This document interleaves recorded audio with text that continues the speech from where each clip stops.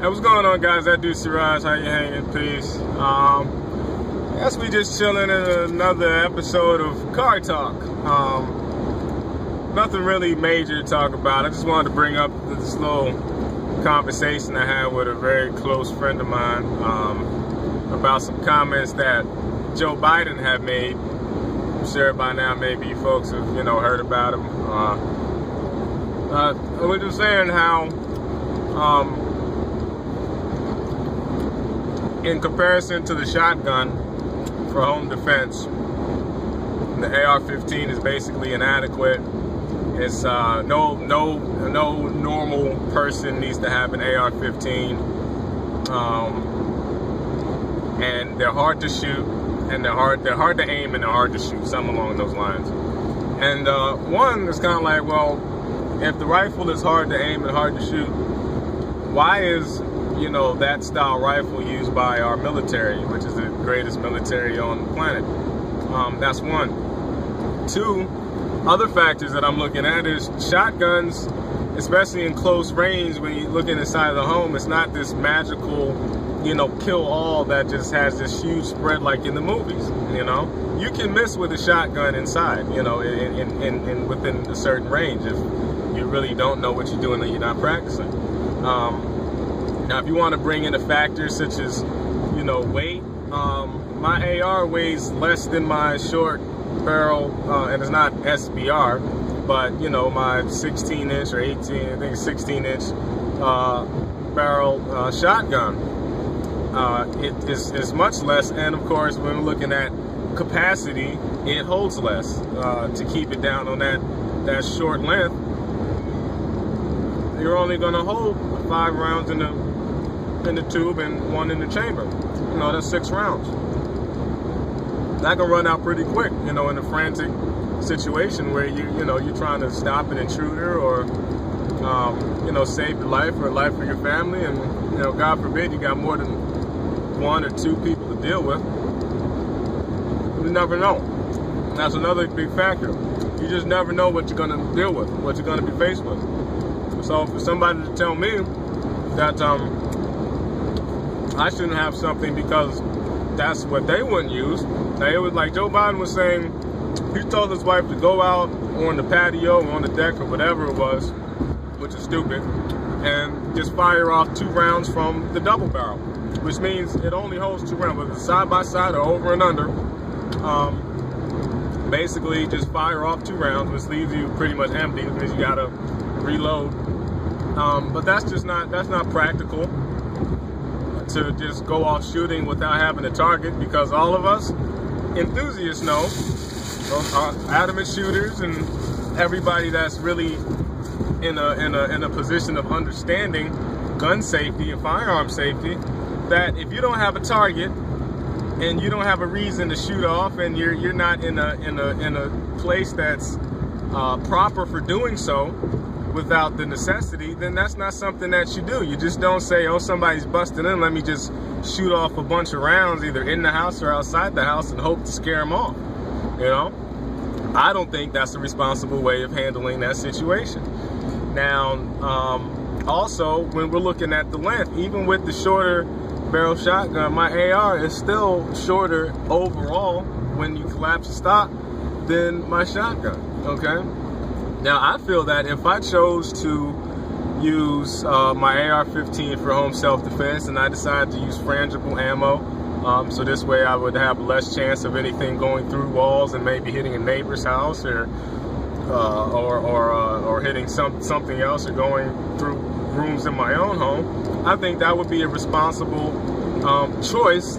decision to make if that's, if I wanted my AR-15 to be my primary choice for home defense, if that was my first grab and go, and I just don't feel that they should use the reasoning of, well, it's not as good as a shotgun, so you shouldn't own it, you shouldn't have it, and then what happens if you live in a more rural area and your home is not some little small paper thin wall apartment in the city or a tight suburb with a bunch of kids that's constantly out, whatever it is. What if now your home is actually 30 acres, 2 houses, and you have 3 families that you maintain and, you know, you take care of. You know, maybe a 1 in a million chance that something might go terribly wrong where your homestead is being attacked for some reason, or you're being robbed by, you know, maybe 3 or 4 people. I don't know. Maybe you have some money or something that somebody's trying to, it could be anything. Maybe somebody knows that you just have a nice collection of hunting rifles and they want to try to clean you out at some point in time. You just never know, you know. But it should be your choice to decide how you want to handle that situation, you know. And guess what? A shotgun is not going to do much, you know, across 30 acres or, you know, 100 yards away, 200 yards away. It's not going to be as effective if it came to that. And we'll leave it at that. So once again, the number 2 man in America using ridiculous logic to try to say why you should not have an AR-15 and you should not have 30-round magazines accessible to you. You know, it's not. It's pretty ridiculous. But I don't know. You know, Biden was saying in the whatchamacallit that you know, he has 2 shotguns and a Beretta pistol, and you know, there's going to be a problem if Obama tries to take those from him, you know. But hey, if you're trying to, you know, ban one thing and that's not reasonable, then there's no point for anybody to say, hey, well, you know, here's a reason to ban this and ban that. Let's just get rid of semi-autos altogether. You know, if you're not part of the government or part of the military or part of the police, you shouldn't have anything at all. You don't have the proper training. You're not educated enough to have anything. You can have a .22 pistol. That's it. That's all we're going to allow. You know, things can get crazy like that. But America's built on guns. You know, that's just a fact of life. And there's a difference between banning a rifle or banning anything and removing it from society. You can ban Uzis, but somewhere, someplace, somebody still got a Uzi tucked away. I guarantee you. You could ban AR-15s, but guess what? You know how many people are going to bury the AR-15s? You'll never actually get them out of society. And if something was to actually collapse, which that's what people are worried about. People are worried about the collapse and the breakdown. You know, now for the people that aren't necessarily worried, the other part of that is just enjoying the sport of shooting, target shooting, competition shooting.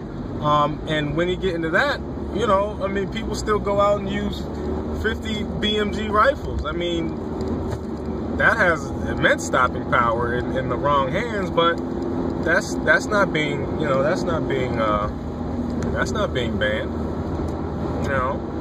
So I don't know, man. It's just kind of crazy, and it's even crazier when the people agree with them, and then it's even crazier when you bring up the lack of knowledge about the subject to people and try to educate them, and you know, you try to make relative references in terms of why something does or doesn't make sense, especially with all the crazy claims in the media.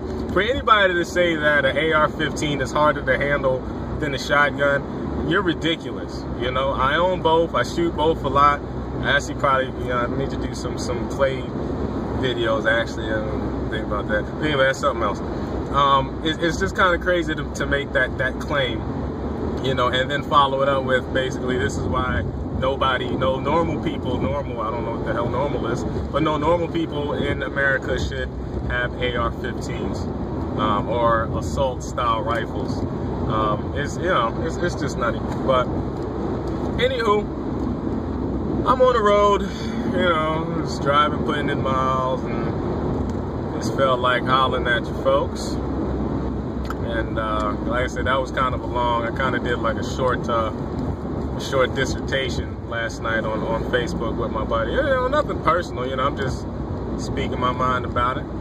And you know, I say, hey, let me have whatever guns that I want to have that's not already restricted. You know, government and law enforcement folks, y'all just need to enforce the laws that are on the books. You know, hey, and my thing is, you know, even if they say, you know, everybody has to have a background check before guns change hands, that's fine. And I might have said this in another video, but my thing is, if I go to dealer A and he says that, you know, well, to run the background check, or to transfer it through their FFL is going to cost $80, and then I go to, you know, FFL number or letter B, I go over there and they say, no, it's $20, and I go to FFLC and he says, well, it's going to be $45. Or maybe I'm in a place where everybody's going to charge $90, $100, $120 to transfer a gun. You know, then make it how you make, like here in Virginia, we got state inspections. Nobody that does state inspections can charge more than $16. And put something like that down, whereas you're doing it as a measure of safety, but it's not something that's just to get more money out of our pockets. We don't need any more of that. But otherwise, I have no problem doing a background check. When I go to the gun show and purchase guns or rifles or pistols or whatever it may be, my gun check goes through in about 15, 20 minutes, you know? That's it. That's fine. I don't have a problem with that. I don't think there needs to be this long layover wait and you got to wait 3 days and 7 days. You know, look, when I buy it, I buy it. If it checks out, it checks out. Let me take my property and bounce. You know what I mean? That's how I look at it. So I think there's plenty of things that we can come, you know, mid-road on, but, you know, just when it starts saying, we start doing the gun grabbing and the gun banning, you know, then I say, look, when the president feels that he's safe enough that he doesn't have to walk around with armed bodyguards all day long and this and that, then we can talk about giving up guns or something like that. You know, when you can tell me that there's no more drugs that's flowing in from Mexico or Canada, you know, then we can talk about that. Because my thing is, and it doesn't count for everything that's gun related, but look, as long as you got drugs coming in, drugs are going to come with money, and guns are going to protect both the drugs and the money. So until you can kill that unicorn, you know, you're going to have guns here. You're going to have problems. You're going to have crime. You know, that's it. And unfortunately, the crime business is a reactive business for the good folks. Something happens, you got to react to it. You got to respond to it. You know, the county that I live in, the police have one of the highest response rates in the nation at 4 minutes. You know what can happen in 4 minutes? A whole lot. So, you know, whether or not I can even get to a phone to call somebody, I think I darn well have the right to protect myself, my wife, my little boy, and anybody else that may be residing in my home at the time by any means necessary. When you have somebody that's trying to come into my home or, you know, do whatever against the law, that's their problem. They're taking a chance. Well, that's too bad. I should have the right to protect myself. You know, we're not a third world country, you know, but we have issues, you know. That's it. Everything is not peachy and safe. And if you like UK laws, move to the UK. If you like Australian laws and their gun bans and things like that, then move to Australia or wherever the heck else you want to go. But as far as I'm concerned, you know, America has its perks, America has its benefits, and being able to own a rifle of your liking, or pistol, or shotgun, or whatever it may be, is one of those rights. So that's it.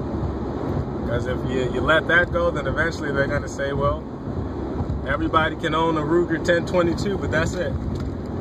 But we'll see how that actually works out. Anyway, I'm going to stop ranting. I'm almost at my next job site, so I will holler at y'all later on. Be safe and happy shooting. Support the second.